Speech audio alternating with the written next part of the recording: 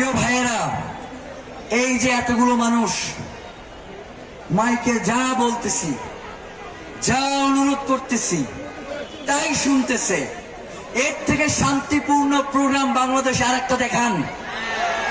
নেতার পাশে দাঁড়ানোর জন্য মঞ্চ ভাঙ্গা পড়ে, নেতার পাশে দাঁড়ানোর জন্য জানাজা এবং দাফনে পরবর্তী কবর জিয়ারাতেও ধাক্কা ধাক্কির কারণে নেতা পিছনে পড়ে যায়। অথচ এইখানে এতগুলো মানুষ যারা শুধু এই মাইকে যেই কথা হচ্ছে সেই কথা তারা পালন করতেছে, আর আপনারা তাদেরকে মব স্টার বলেন, থাপড়ায় ফালাই দেব। প্রিয় ভাইয়েরা, এই শান্তিপূর্ণ প্রোগ্রাম ইনকিলাব মঞ্চ, ওসমান হাদির ইনকিলাব মঞ্চ এই প্রোগ্রামের আয়োজন করেছে। এইখানে কোনো বিশৃঙ্খল জনতা নাই, এইখানে বাংলাদেশের স্বাধীনতাকামী শান্তিপ্রিয় জনতা অবস্থান নিয়েছে।